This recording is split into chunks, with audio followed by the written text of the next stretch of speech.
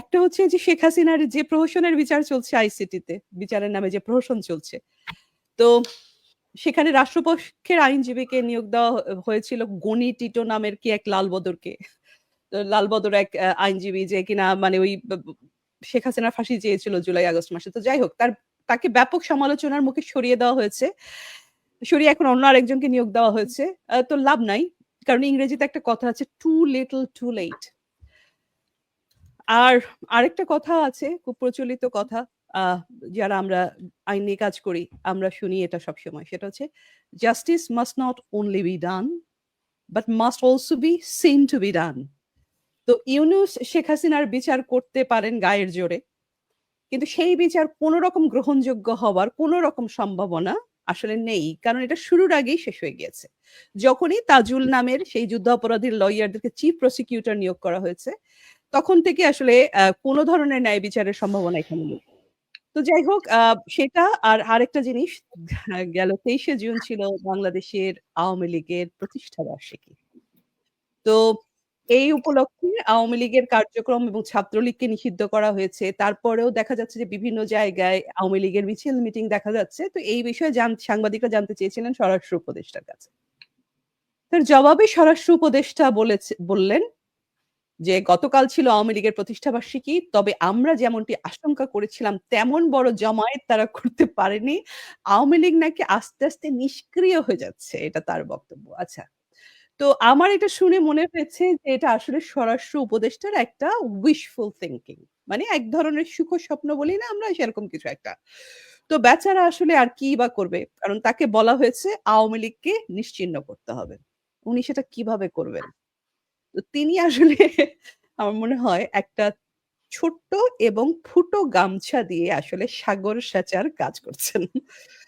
আ যেই দেশটার জন্মই হয়েছে বঙ্গবন্ধুর হাত ধরে, আওয়ামী লীগের হাত ধরে, সেই দেশে বসে সেই দলকে নিশ্চিহ্ন আপনি কিভাবে করবেন? এদেশের মানুষ তো তাদের রক্তেও মুজিব পলিটি। আওয়ামী লীগের এত কোটি, কোটি সমর্থক কোথায় যাবে? আর মিস্টার হাওয়া হাওয়াই যুবরাজ তারেক রহমানের হাওয়া ভবন তো আর নেই যে সবাইকে আপনি এতগুলো কোটি, কোটি আওয়ামী লীগের সমর্থককে হাওয়া করে ফেলবেন এক রাতে। আচ্ছা যাই হোক। তো আমার মনে হয় গেল ১০ মাসে এত যে মামলা হামলা আমরা দেখলাম তারপরেও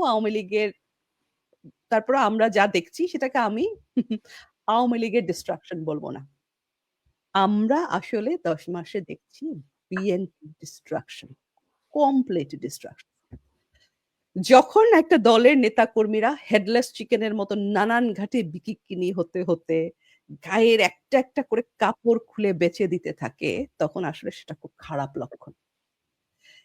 আর এই বিএনপির নেতাকর্মী তারা তো আবার এনসিপির মতো মানুষের অন্তর্বাস নিয়ে মিছিল করতে ভালোবাসে।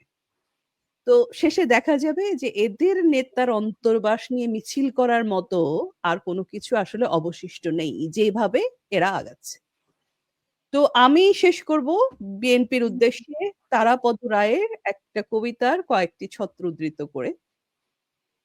আহ বিএনপির নেতাকর্মীরা আপনারা যারা আছেন, আমি জানি আপনাদের মধ্যে এমন অনেকেই আছেন যারা দেশটাকে ভালোবাসেন। তারপরেও একটা ছোট্ট সাবধান বাণী তারাপদ রায়ের কবিতা থেকে। আমরা যে গাছটিকে কৃষ্ণচূড়া ভেবেছিলাম, ওর উদ্দেশ্যে ধ্রুপদী বিন্যাসে কয়েক অনুচ্ছেদ প্রশস্তি লিখেছিলাম। গতকাল বলাইবাবু বললেন ওইটি বানর লাঠি গাছ। অ্যালসেশিয়ান ভেবে যে সারমেয় শাবকটিকে আমরা ৩ মাস বকলস পরিয়ে মাংস খাওয়ালাম, ক্রমশ তার খেকি ভাব প্রকট হয়ে উঠছে। আমরা টের পাইনি। আমরা বুঝতে পারিনি আমাদের সর্বনাশ হয়ে গেছে। তো শুধু দর্শক, আওয়ামী লীগ নিষ্ক্রিয় হয়নি, আরো শক্তিশালী হয়েছে। কারণ আওয়ামী লীগ আবার তার শিকড়ে ফিরে গেছে। কারণ সে আর শুধু নিজেকে রক্ষা করার লড়াইয়ে নেই, সে ৭১ কে রক্ষা করার, বাংলাদেশকে রক্ষা করার লড়াইয়ে আছে। আওয়ামী লীগ বাংলাদেশের সবচেয়ে পুরনো দল, সবচাইতে বড় দল এবং এটি একটি পরিবার। এর কোটি কোটি ত্যাগী কর্মী আছে। আর ৭১-এর পক্ষে আছি আমরা। আমরা কোনো দল করি না, কিন্তু দেশের প্রয়োজনে, বঙ্গবন্ধুর জন্য, বঙ্গবন্ধুর কন্যার জন্য আমরা আছি। আমাদেরকে কেনে, ভয় দেখায়, থামায় এমন কোনো শক্তি নেই।